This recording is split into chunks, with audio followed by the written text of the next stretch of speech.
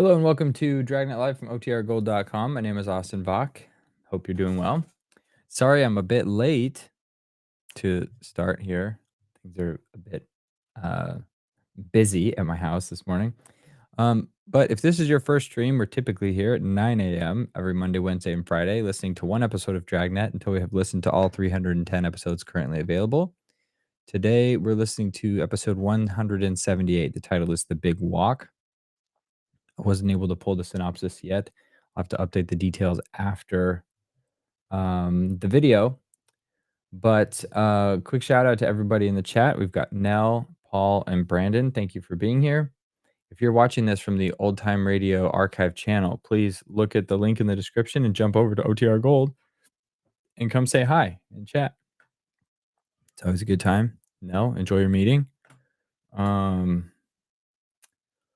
Sweet. So we're just going to get right to it since I'm already a couple minutes late. I'm going to share my screen. We're going to start episode 178, The Big Walk. Hope everyone's having a great Wednesday, and I hope you enjoy the show.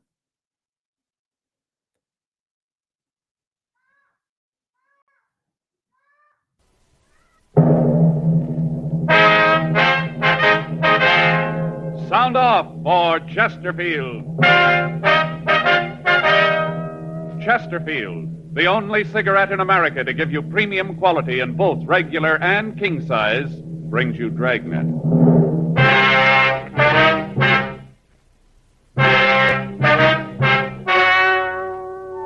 Ladies and gentlemen, the story you are about to hear is true. The names have been changed to protect the innocent.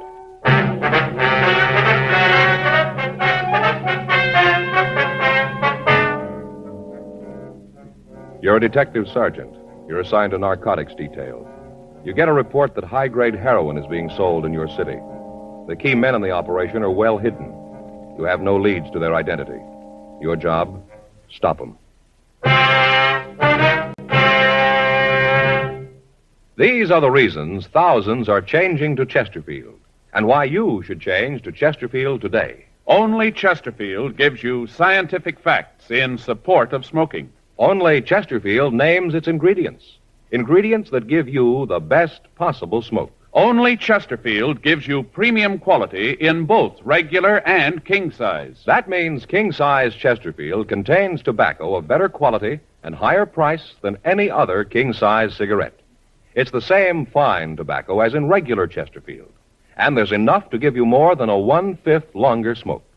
Yes, more than a 1/5 longer smoke from king-size Chesterfield. So remember, Chesterfield is the only cigarette to give you premium quality in both regular and king size. Buy 'em either way you like 'em. Premium quality Chesterfield. And much milder.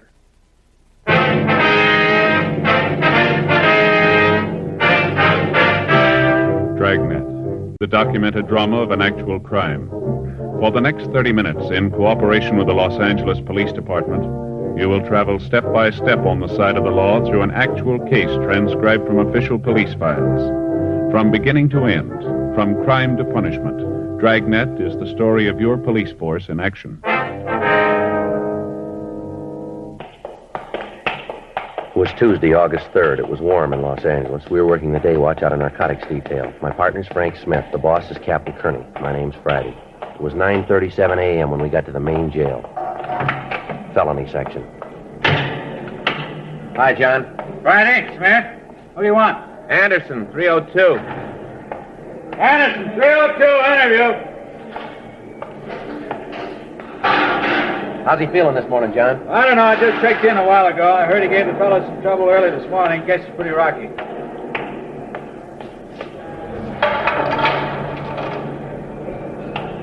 Hi, Anderson. What do you guys want? Want to talk to you. Down this way, Anderson. Hope you guys know I don't feel so good. Terrible night. I hope I never have to go through any more of them. Yeah. You gonna do something about it? What do you mean? You're gonna get me out of here. Let me shove off. You know better than that, Anderson. Yeah. Should have known. You guys don't care. You just don't know. Right in here. Sit down.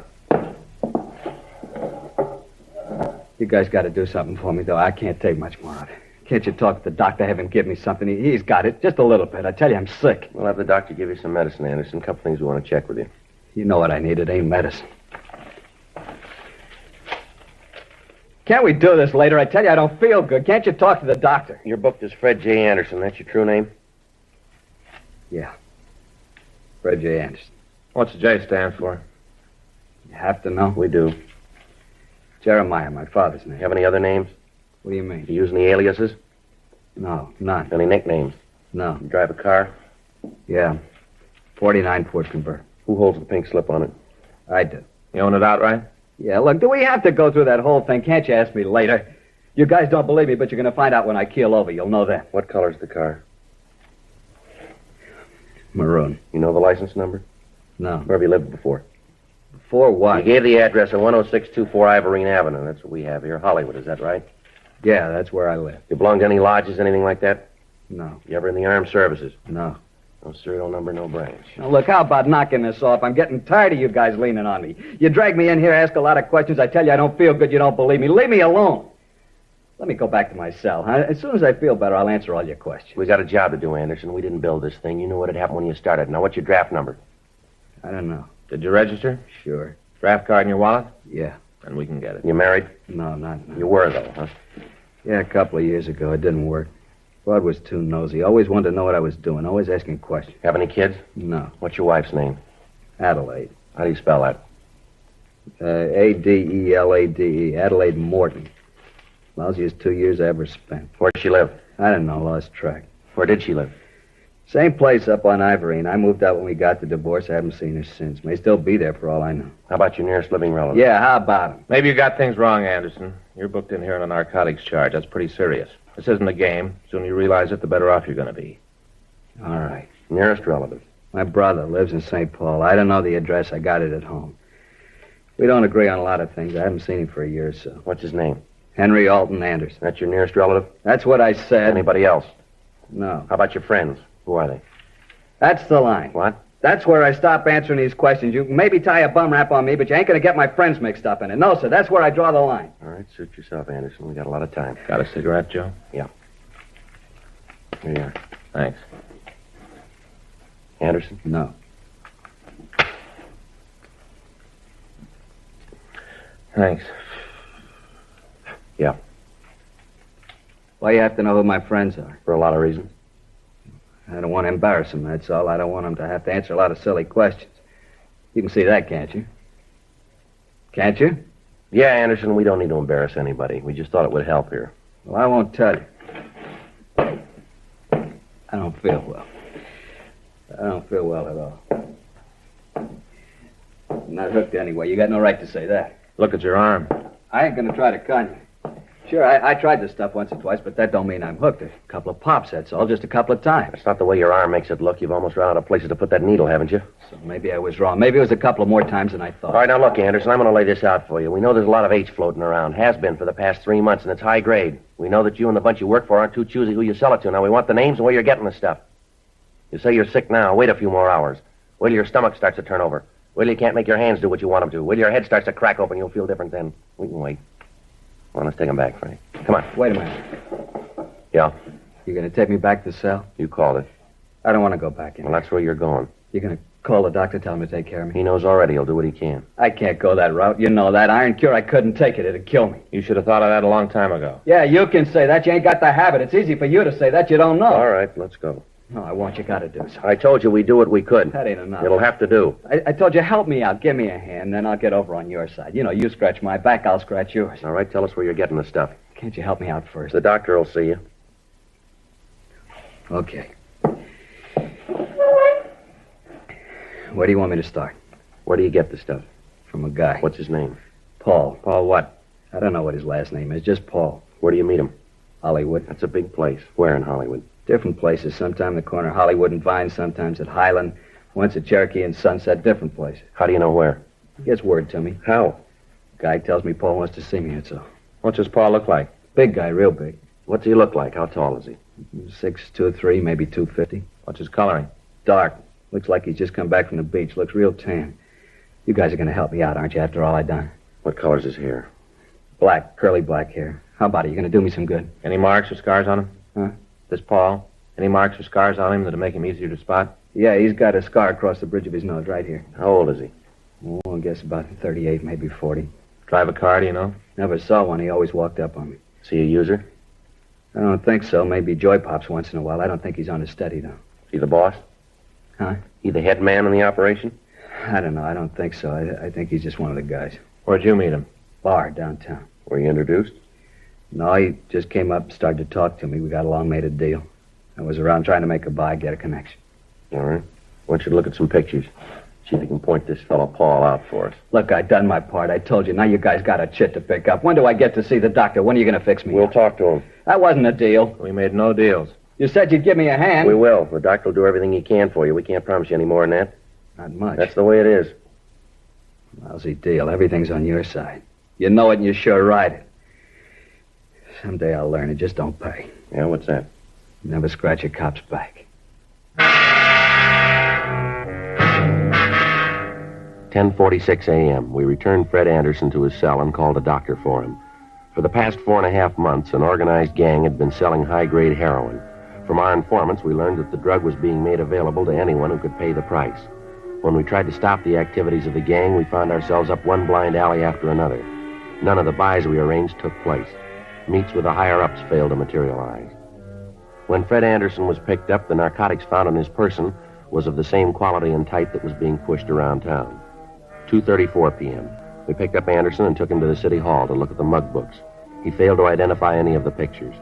We checked the description of Paul against the people known to have dealt in narcotics, but failed to come up with an identification. Anderson was returned to his cell and held pending trial for violation of the State Narcotics Act, a felony.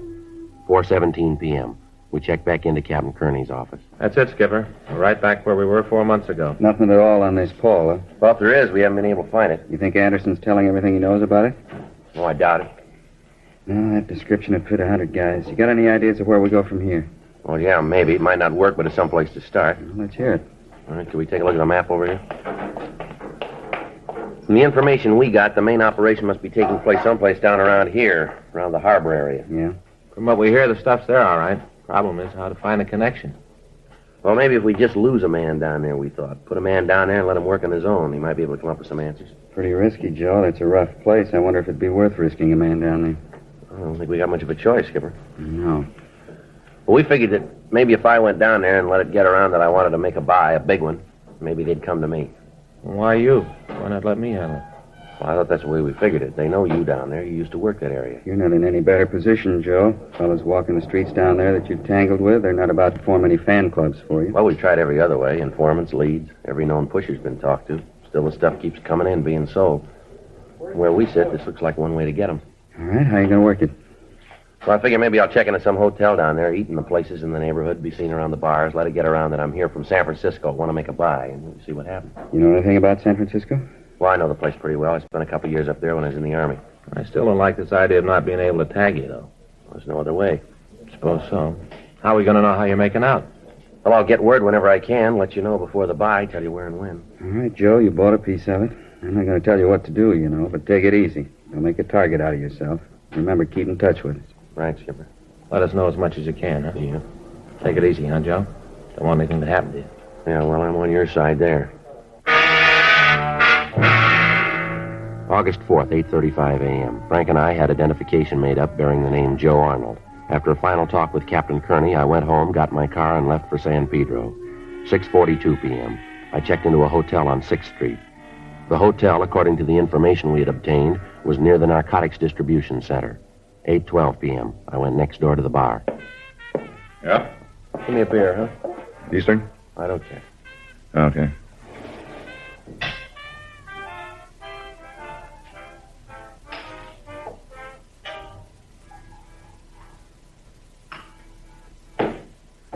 That'll be 30 cents. All right. There you go. Thanks. Not much doing, huh? No, it's pretty early yet. Gets a little frantic later. Mm-hmm. You're around here, aren't you? Yeah, just down from San Francisco. Nice town. I was up there a couple of years ago. Spent a week. Sure like it. Yeah, it's a good place to live. Sure seems to be. You know, if I could get a job up there, I think I'd move up. Yeah? Hey, slide down, huh? We can talk while I clean up these glasses. Well, that is, if you don't mind. Talk. Oh, it's all right.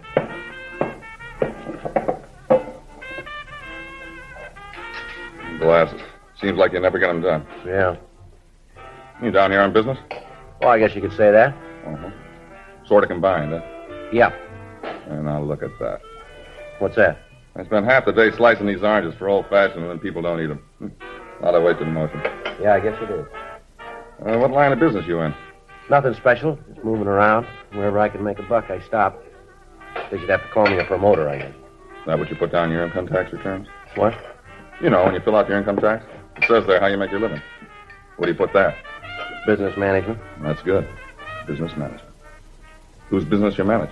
Mostly my own. Pretty good idea for everybody, isn't it?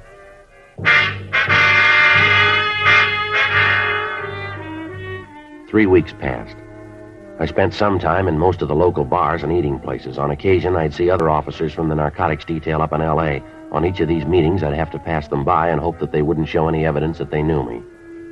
During the 3 weeks, I became friendly with the bartender, and in the course of many conversations, I let it be known that I was in town hoping to make a substantial narcotics buy.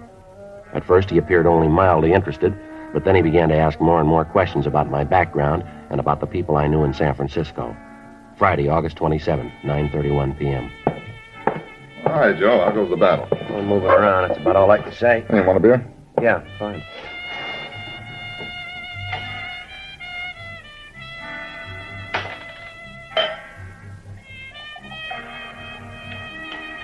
Okay, here's your 30 cents. Oh, not tonight, Joe. It's on the house. Why, what's the occasion? I got some good news for you, Joe. Yeah? Yeah, I got a friend I want you to meet. I think he can help you make a connection. Yeah, where is he? Now, look, I'm not promising anything, Joe. The guy knows some people and might be able to help you. Why are you so interested? I figure maybe I can make a buck or two. Mm-hmm. All right. Is the guy here now? Yeah, he's back there in the in booth. See, with the other guy? Well, that helps. Which one is your friend? The big one. You know, the fellow with the gray suit on, cigar over his nose. Gray suit, huh? Yeah, I see him. Come on, I'll take you back. All right. Nice guy, Joe. You'll like him. Well, what'd you tell him? Just that you were here from Frisco. Said you were interested in the connection if the deal was good. Uh-huh. You make your own deal. Now, look, I got nothing to do with that. You'll really like him. Paul? Yeah? This is the guy I was telling you about, Joe Arnold. This is Paul Ginner. Oh, hi, Joe. Sit down. Bring us another round, will you? Yeah, right away, Paul. You know what you want? Make it snappy, huh? Yeah, right away. Beer, scotch, and soda, and old-fashioned Irish whiskey. Yeah, that's right. Leave the garbage out of the old-fashioned. Yeah. Here, sit down, Joe. Yeah, thank you. This Jack Potter, you two ought to know each other. All right? Yeah, he's from Frisco, too.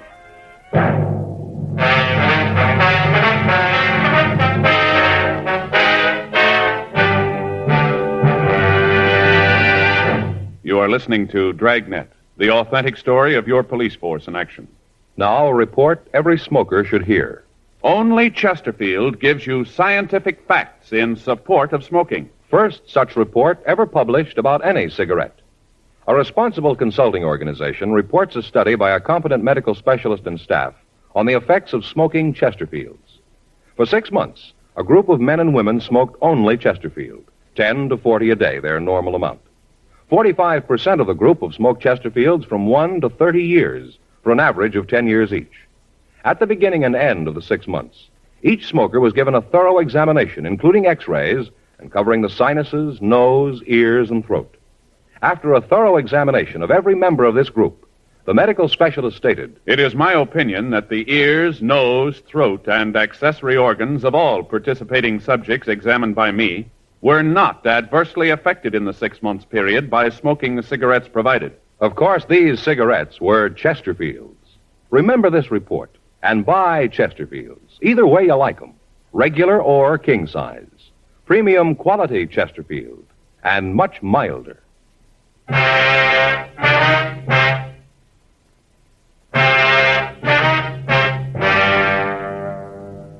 In normal undercover work, the police officer is in constant touch with the men working with him. This is done either by one officer trailing the undercover man or by phone calls to a fellow officer at appointed times. Rarely does the working detective put himself in the position where he doesn't have constant contact with the men he works with. However, in this instance, it appeared to be the only way information and evidence could be obtained. Friday, August 27th, 10:46 p.m. The bartender brought the drinks. Paul Ginter and Jack Potter started asking the questions. From Frisco, huh? Yeah, I'm from San Francisco. Did Jack and I do some business together, real estate. That's so? Here you're in the management business, huh? Bartender talks a lot, don't he? He knows who to talk to. Tells me you're down here on business. Yeah. Where do you live up north? Hyde near Taylor. I used to live around there. That right? Yeah. Hey, they ever finished that work they were doing at the corner of 3rd and Market? What's that? And the construction they were doing at 3rd and Market. You know, that new dime store, they get it finished? Yeah, they got it finished. It's not at 3rd and Market. Now, what's this all about, Ginter? What are you trying to prove? What? You got any questions to ask about me? Ask me. Don't ask your boy to do it here. You want to check up on me? Talk to somebody who's in San Francisco now. Have him check around. It's all there. I got no worries. When you two get tired of playing games, let me know. I got no time for them now. I'll see you around. Sit down, Arnold. Yeah? Now read it any way you want. You say you want to do business, I'm your boy. We gotta be sure. Can't take any chances. Cops are dying to find out. Can't let that happen, you know. Yeah, well, if you're ready to talk a deal, let's get to it, huh? You figure to do this business in Frisco? San Francisco? Yeah, that's where I figure to work. You're out of your mind. That town's tight in a drum. Nobody can get under the lid. Now, you look, I don't ask you where you get your real estate. Don't tell me how to manage my business. I want to make an investment for a client. I got 10 grand. That'll buy a whole tract of your lots. Now, are they for sale or not? It's that simple. Well, now you're in kind of a hurry, ain't you? I've been here for 3 weeks. I don't want to spend any more time than I have to. When can I make the buy? Tell you what, let's take a tour of the town, meet some friends of mine, then we can talk about it. No need to be in a hurry. I got to see it first. I want to make sure it's the same stuff I heard about. Where'd you hear? A few rumbles around. High-grade stuff. That's what I want. Let's go. Can't you call this friend? I don't want to go traipsing all over town. He moves around. Sometimes it's kind of hard to find. Besides, it serves 2 purposes. What's that? Give you a chance to meet some people. Once you get to know the town, you won't be in such a hurry to get away. There's just one thing. Maybe I won't like your friends. More important. Yeah? Maybe they won't like you. For the next 3 hours, Ginter, Potter, and I visited almost every bar, nightclub, and coffee stand in the area. At each of the places, Ginter would ask for a man named Ainley. When he was told that Ainley wasn't in, we'd sit and have a drink. Ginter would call as many people as he knew over to the table, introduce them to me, and then before we left, he'd hold a conference with them at their tables. At several of the places, I saw men who I knew were involved in the narcotics trade, but none of them happened to be close to Ginter. It was obvious what Ginter was trying to do. He was checking me with the people in the business to see if any of them could recognize me or could give them any information about me. Saturday morning, August 28th, 3:14 a.m. We stopped for breakfast. Here, you want some sugar? No, I take it by. Okay, how about you, Jack? Yeah, thanks. Looks like it might have been a wild goose chase, huh? I don't know where Ainley could be. Why don't you come off of this, Skinner? Now, what do you mean? I'm not a new boy. You're about as subtle as a bulldozer. What's the scoop here? Your friends tell you anything about me? I don't know what you're talking about. Just looking for Ainley. It's as phony as that look you got on your face now. How about it? Do I make the buy or don't I? All right, you make the buy. When? You got the money? I'll have it when the buy comes off. 10,000. That's right. Okay, you can pick up the stuff tomorrow night.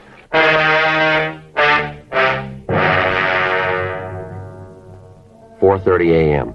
Ginter outlined the plan for the buy. At 7:30 that night, I was to meet him on the corner of Lebanon and Spring Streets. He'd take me to Ainley, who had the plant. 5:29 a.m. I drove back to Los Angeles. I put in a call to Frank Smith at his home and filled him in on the developments. It was arranged for me to be spotted when I got to the corner and then to be followed until the buy was made. At that time, Frank and the other officers working with him would move in and take Ginter and Ainley. I told Frank that I'd leave my car at the corner of 6th and Spring at noon that day. At that time, he would place a briefcase on the back seat of the car. In the briefcase would be packages of cut newspaper with a few $10 bills attached to each stack on the outside. I checked into a hotel down on 5th and got some sleep. At 7:30 p.m., August 28th, I was at the corner of Spring and Lebanon. Hi, Arnold. Hello, Ginter. Where do we go? You got the money? In this case here. Where's your car? Lot around the corner. We have to drive to the meet? Yeah. Come on, this way. My car's just around the corner. Don't worry, we'll take mine. All right, no problem. Makes it nice. Here we are. Want to slide in this side? Be quicker. All right. Where do we have to go? It's not far. How come we didn't make the deal in Pedro? Ainley likes to do the big business up here. More people, easier cover. Mm-hmm.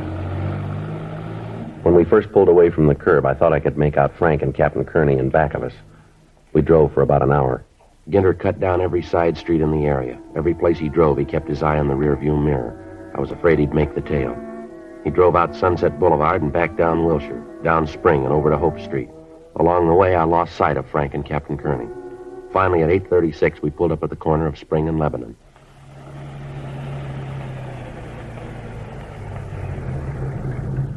What's the deal, Ginter? This is where we started. Yeah, I just wanted to make sure we didn't have a tail. You satisfied now? Yeah. Come on in here. This hotel here? Ainley do business in a rat trap like this? He works where he has to. Come on, it's on the second floor. We can walk. You sure this is the same stuff that I heard about? You'll see. Understand, I'm not buying any junk. Don't worry. What we got's good. It's down here.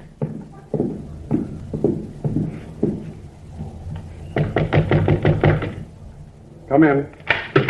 Hello, Mr. Ainley. Together? This the young man? Yes, sir. This is Mr. Arnold, Mr. Ainley. How are you? You have the money, young man? Yeah, it's in here. You got the stuff? I have, here in this case. Looks like a doctor's bag. It's a good place to carry it. Doctor's bag. Here, open the bundle yourself. High grade, best we can get. Yeah, it looks all right. Fine. Now, if we could have the money. Here you are. Now, if it's all right with you, I'll get out of here now. We'd like you to wait until we count the money. It's all there. I don't doubt it, young man, but just to make sure so there'll be no repercussions later, you understand? Everything looks in order. What are you trying to pull? What do you mean? What is this, Ginter? What's the matter? There's nothing but paper, plain newspaper. All right, Arnold. Make a move or kill you. Let me see. What are you trying to pull? All right, you're under arrest, both of you. Cop. Lousy cop. That's right. You got the shoe on the wrong foot, cop. I'm telling you what to do. There's men all through this building. You won't make the front door. How about it, Mr. Ainley? Let's take him down to Pedro. We can get rid of him there. Be better. How about the rest of them? He's bluffing. You made sure you weren't followed, didn't you? Yeah, I think so. Did you or didn't you? Yeah. Then there's nothing to worry about. Let's go. Well, you heard him, Arnold. Whatever your name is. Yeah.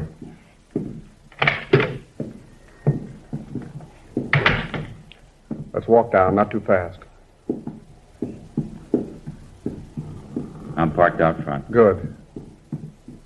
All right, this is far enough. Come on, don't stall. Don't cause any trouble. You won't make it. Yeah, you bet. Come on. Now move.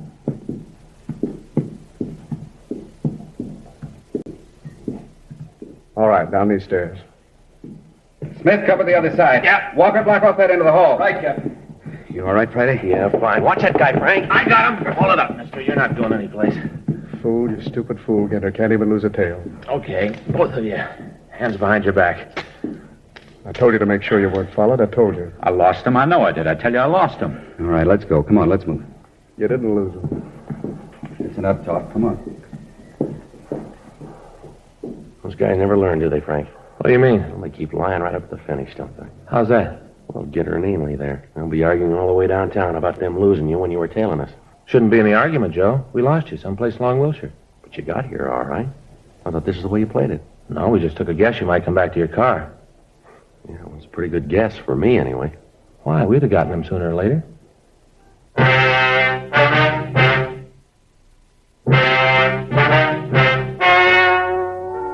The story you have just heard was true. The names were changed to protect the innocent. On December 9th, trial was held in Department 92, Superior Court of the State of California, in and for the County of Los Angeles. In a moment, the results of that trial. Now, here is our star, Jack Webb. Thank you, George Veneman. Friends, I have just enough time to remind you that Chesterfield is the first cigarette to name all its ingredients. First to give you premium quality in both regular and king size. And first to give you scientific facts in support of smoking. I believe you should change to Chesterfields, either way you like them, regular or king size. And do it today.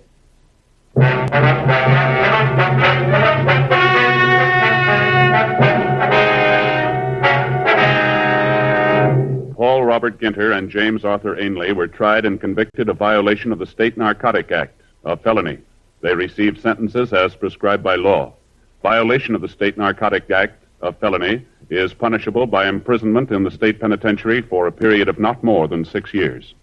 Ladies and gentlemen, in the next 7 years of bigger and bigger enrollments, America's grade schools will need nearly 250,000 extra teachers, besides those to fill normal vacancies. This great need, plus the growing public interest in education and improvements in schools, make elementary school teaching a more rewarding career than ever, a career that high school and college students should certainly consider. Education holds America's future, perhaps your future.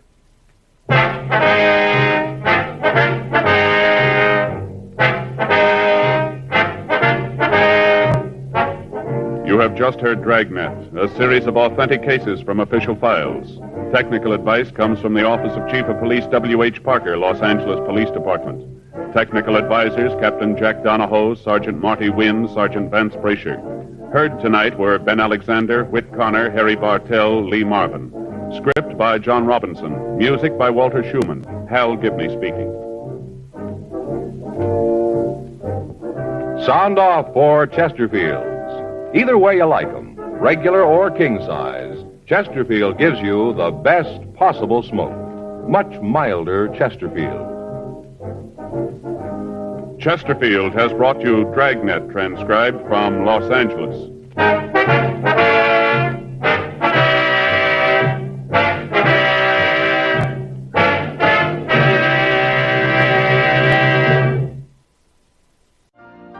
You've been listening to the OTR Gold Network.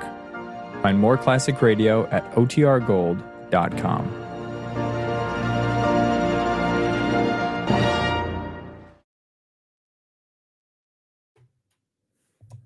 All right. Hope everybody enjoyed that episode. I'm going to have to go back and listen to that one. I was too engrossed in chat today. Fun time. But it sounds like they got the guy at the end. Whoever the criminal was, justice was served, so that's good to know. Sorry again about all the multiple streams. We normally have two, one on the Old Time Radio Archive and one on Old Time or on OTR Gold. The one stream on OTR Gold is where the chat is happening. But today I somehow created two separate streams so that on OTR Gold, so that caused some confusion. Some people were waiting there for that thing to start for a while. But whoa, Life with Roscoe, thank you for the super chat and supporting the channel. I appreciate that very much. Also want to say thank you to Paul, who sent one earlier. Every little bit helps, and just being in the chat too, like all the ways you guys support the channel. I'm so grateful for that. This is a fun thing for me to do 3 times a week, and with the movie nights and everything thrown in. So thank you for making this community what it is. Great. And Sam, good luck on your own radio program this evening. If there's a way, if you could share, if you wouldn't mind, if you could share links to how we see your content in the community tab, I think there's going to be people that would be interested in hearing your work. So if you're comfortable with that and want to do that, please share that there so we can check it out. But good luck tonight. Cindy, keep working on the Diddy Party Dragnet episode. We'd love to hear it once it's done, as long as he brings justice to every single person there at the end. That's what I want to hear. But anyway, Chris and Sam. Chris and Sam are in the other chat. All right. Well, thank you all. Have a great Wednesday and hope to see you back on Friday. Until then, be good, be happy, stay safe.